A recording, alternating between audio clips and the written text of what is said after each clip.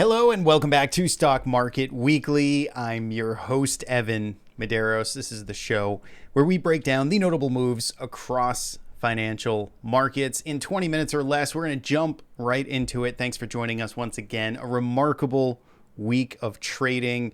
Before we get into it here, we just want to shout out our sponsor, Investors Business Daily. Been supporting our content here for quite some time.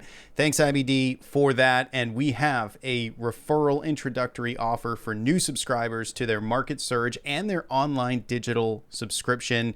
Get yourself a discount, get yourself some fresh tools. Check it out. If you've never looked at Market Surge, this is your week. We got links in the description of this show. Now, it was sort of a quiet week out there, but some undertones of some big kind of catalysts are still playing themselves out, let's call it. First here, a headline from Barron's basically saying that stock market is stuck between good earnings and bad data. So company earnings, we're mostly through earnings season at this point, and they have been, generally speaking, pretty good. There's been some mixed results. There are companies that did not have good guidance and are feeling some of the threat to tariffs. I do believe we have Walmart next week, which will be an important report, just particularly on that lower to middle customer and how tariffs are affecting those goods. So that'll be an important one to pay attention to. But the macro data starting to weaken. Earnings data still is hanging in there pretty strong, and kind of a Goldilocks situation though. But here we are with another big catalyst this week, which was tariffs. Tariffs have been a whack-a-mole to sort of follow and track and figure out what is happening. But we did get something happening, and that was on Thursday of this week, August 7th. We officially got tariffs into effect here, raising the bar somewhere between 15% all the way up to 50%, I think, in some select countries. But there are tariffs now in effect here, and the government will start bringing in some additional revenue. We will still kind of yet to see how the trickle effects pan out, right? Who's paying for this? Is it going to get passed to the consumer or suppliers and producers kind of splitting this? That's all to be seen here, and that will take some time to pass through. But tariffs are officially in place. And Apple, I think Apple deserves a front and center here. We've kind of been hating on Apple for quite some time because the price action has been pretty lackluster. But take a look at this chart here. This is rolling returns. This is a 5-day rolling returns, going back 5 years in Apple or 4 years in Apple. And you can see that it just posted one of its best winning streaks here, up 13% in 5 days, clearing above the 2 standard deviation band. This is the price action here. Here's the volume coming in, and here's a breakout and getting some life here in Apple. Now, I believe, I didn't watch the story too close, but I'm pretty sure this is through tariffs, an exemption basically, or clarity that Apple is not going to be penalized or threatened by some of the chip tariffs that I think Wall Street was unclear about. And so it seems like that maybe combined with basically the payoff of a reinvestment of $100 billion going back into the U.S. economy gets Apple on the clear list here to not have to pay that. So Apple price action, shareholders getting rewarded here after some time left in the dust. Now let's get into the price action as a whole here. It was a remarkably positive turnaround week across Wall Street. Nasdaq 100 led the charge, up almost 4%. Thanks a lot to Apple fueling that move. Here's what the S&P 500 did all week. It was a quick dip into Tuesday, turnaround Tuesday, and then off to the races we went. And when we look here at the price action on the S&P, that actually was a new closing high. We're going to spend some time looking at this price action again, because I think there's a couple of analogs I want to draw your attention to that I think are actually important. So you will want to stay around and stick around to the end here when we go through some of the individual price charts.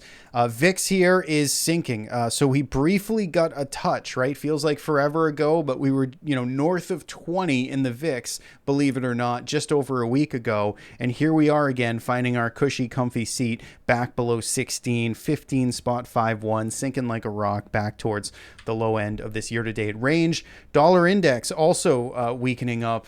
This was kind of in bounce mode for the past month or so, since beginning of July, mid-July, but you can see we're starting to roll back over here in the dollar index.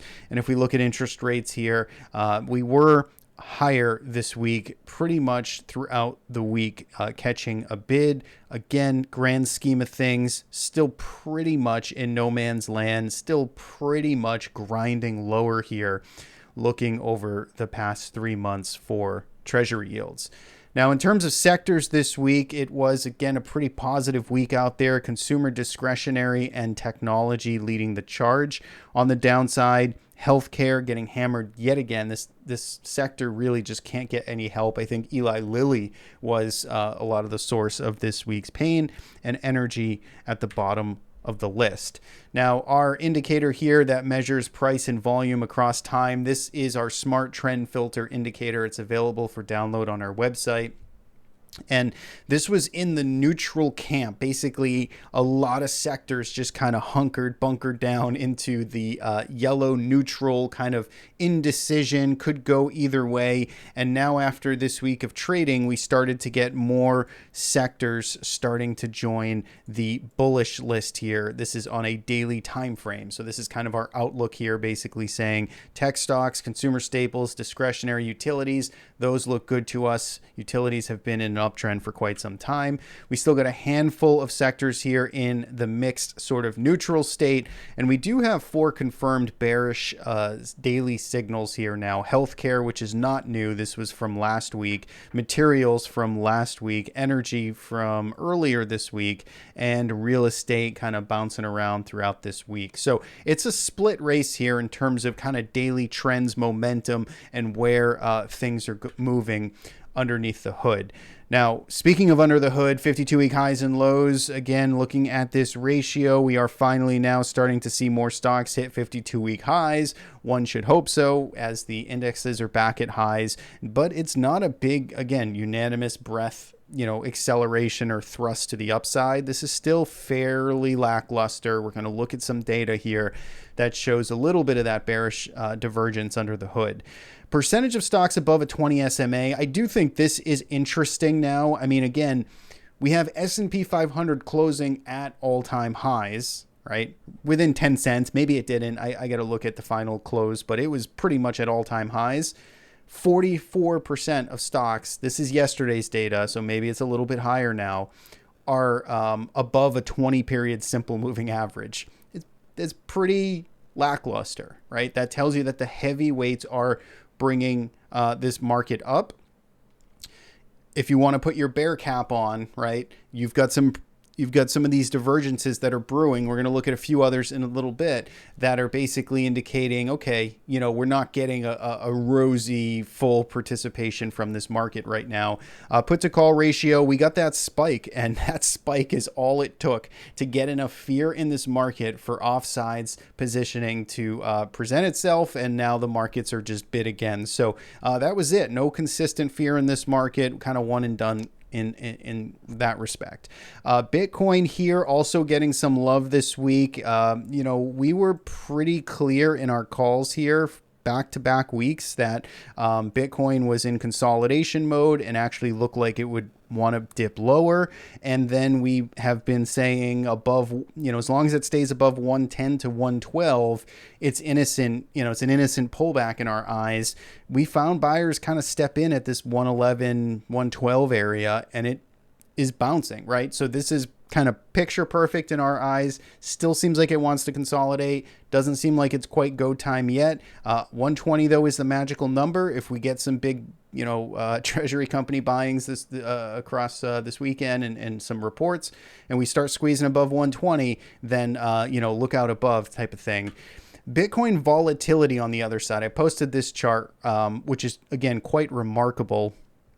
Bitcoin volatility, right? We think of Bitcoin as being such an extremely volatile asset, and it certainly was, but it is becoming increasingly less so just based on implied volatility. This is basically the VIX for Bitcoin, and this is going all the way back to the end of last year, 2024. And Bitcoin, yes, used to historically trade around 60 to, high 50s to high 60s, right? And whenever I talked to someone years ago, it was like, well, Bitcoin's a 60 vol asset. If you're going to own it, you get a position size for that. It's now less than 40, and it's hanging out in the mid 30s right now. So it's certainly maturing, and this is signs of the maturation process here for Bitcoin. I think generally speaking, this is a good thing. And it is certainly a more liquid asset at this point. Gold miners, we've been talking kind of relentlessly. I'm sure I sound like the old man, kind of yelling, saying gold miners, gold miners. I think it's been highlighted here in the top of the deck for the past month. Gold miners finally broke out this week. So you certainly had ample opportunity to kind of get on board in this consolidation. It looked great for multiple weeks. This was the week where it started to get going to the upside. So we got some new highs there in GDX. I think it was up over 10% this week, while gold did not technically break out yet. So gold still kind of hovering in its sideways range, but congrats to those that took the gold miner trade. I want to present some research here. This is kind of similar to what we looked at, but this is Tom McClellan, who's got MCOS oscillator.com. And the McClellan Oscillator, of course, like Tom's work, and he's a good guy. This is his report. He put out a post you could check out on his website here about just essentially that divergence between Nasdaq making new highs and then the constituents within the Nasdaq that just basically aren't keeping pace. We were looking at the 20-period SMA on the S&P 500. He's looking at the Nasdaq 100 with a 100-period SMA, but he's basically kind of highlighting the same thing. You've got some bearish divergence here, and while the index moves towards highs. A couple of other, just minor kind of bearish magnifying glasses I will point your attention to. High yield relative to treasuries, government treasuries, 10-year treasury yields, or treasury bonds. Kind of rolling over a little bit. This is certainly nitpicking. This is something we pay attention to. It's not quite actionable in my eyes, but just pay attention to this. If we're below this red dashed line you see here is a 50-period SMA. Basically, in the healthiest environments, you want to see us above that 50 SMA. When things get risky, a little concerning, credit market sniffing out something, it's below it, right? We're below it. Let's see if we actually make a lower low here or a lower high, or if this just rebounds. One other ratio that I think is interesting, again, really just trying to shine the magnifying glass on, if we are going to roll over and we are going to see weakness in this market, these things should kind of confirm that story, perhaps lead that story. Semiconductors relative to Qs. Again, red dash line is the 50 SMA. It's hanging out here, right? So it's relatively innocent, but just notice it's taking its time here. And so if we started to see this drift lower, if we started to see this break down, if we started to see weakness in semis relative to Qs, that would have me being a bit more concerned as well. So again, not outright bearish signals at all, just trying to present some evidence here that you would want to be paying attention to. In terms of data next week, upcoming econ events, I think, what do we got? We have PPI. PPI, I think, will probably be the most interesting here. We have core inflation as well. So PPI, CPI, let's pay attention to that. And I think the market will certainly be paying attention to it. Michigan consumer sentiment is out next week as well. So that is it. We're going to jump into the charts. I want to show you a couple of analogs here, take a look at some price action, and then we'll call it a day. All right, this is a chart of the S&P 500 here. We spent some time last week kind of plotting the week to take notice, right? We said last week was a week to take notice for all the reasons we discussed that I won't rehash right now, but basically a big bearish engulfing bar, expansion in range, and some of the heaviest volume, in fact, the heaviest volume we've seen since the April lows, right? And so what we did is we spent some time kind of mapping these potential correction levels. Let's talk about where the S&P 500 would go if we're going to see a 5% correction, a 8% correction, a 10% correction, right? Which we all feel like is certainly in the range of possibility, just given the ground that we've covered. But after this week, I would say if you are a bear on this market, then you must be furious at the reaction that we got here in stock market land. Everything was ignored and we V-shaped higher. This is clues as to what the message of the market is telling us right now. So again, I do think that last week was a week to take notice. I think these reference points here are important. The lows from Friday, the highs from Thursday, or just call it the all-time closing high, 6,400, right? That's a pretty good rough, line in the sand here. And I would say, again, on the downside, we can use last week's lows, Friday's lows. So I'm going to keep it really simple and say if we are holding above Friday's lows, then the party is still on, right? The risk is still on in this market. It pays to be invested. Things are working. The market is not concerned about the current issues that may be at hand. They are looking past tariffs. They are looking past the weaker econ data. Maybe it's just at the Fed that's going to be, basically reinstalled here by President Trump and easier policy. But whatever the reason is, the message of the market as it stands right now was, yes, we did get a big 2-day fear event. Yes, it looked like that could have been the top, but the market reaction was basically a V-shaped recovery here. We filled the gap and here we go closing at highs.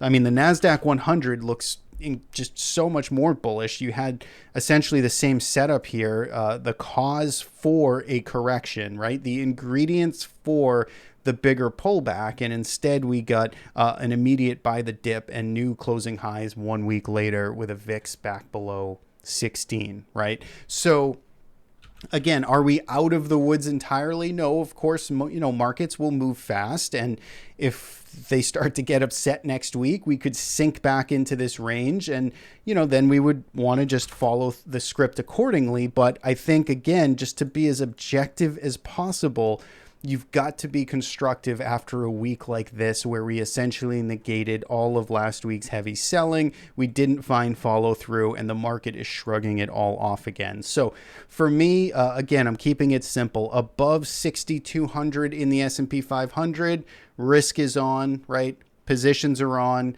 manage accordingly, right? We're not getting complacent. We're not just saying, let's just reach for everything, right? This is still a controlled process where we measure and manage risk each day. But, as it stands right now, the big levels have held. So reserve that judgment and let's pay attention to some of these divergences and froth in the market and see where things go.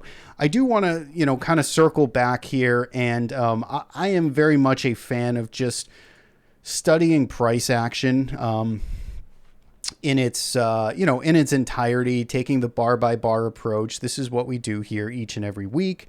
I, of course, do it each and every day for myself. But I do want to bring us back to COVID times, if I can get there. Yeah, here's COVID times. Because this is, I guess the way I would summarize this is there's a lot of thinking investors are kind of concerned at the froth. I think if you've been trading for some time, you recognize that the times have been good and there's risk here. And so I think that situation's clear. I think we have our level to trade against, but As I was kind of staring back in time a little bit from COVID, notice COVID again. Yes, we've got. I don't want to debate. I don't want to talk that it's the same from an economic standpoint. Obviously, these things are entirely different. But just from a pure price action perspective, you had one of the fastest corrections that we've ever seen from kind of all-time highs to 30% down. It bottomed basically in April, late March, right? This is very similar to our current times. And then we essentially went off to the races here. We covered a lot more ground to the upside, but notice, kind of this July, August timeframe, markets went sideways. And maybe that's what we're starting to see now with this, week to take notice last week. But then what happened was the correction resolved up. And we ended up basically, kind of pushing up, accelerating higher here. And in fact, we accelerated higher into the entire year end here. And, we really started off this kind of accelerated move into September. And look, I mean, if the market's going to continue to climb here at all-time highs and sentiment is still half in the door and we just left a lot more people behind on this latest little 4% correction, this is why I say, you still have to kind of manage risk, be involved, but stick with it if the momentum and trend is still, still moving in our favor. So I think the point of bringing up this chart is that we saw an acceleration through August and September ended up being a bit of a turning point.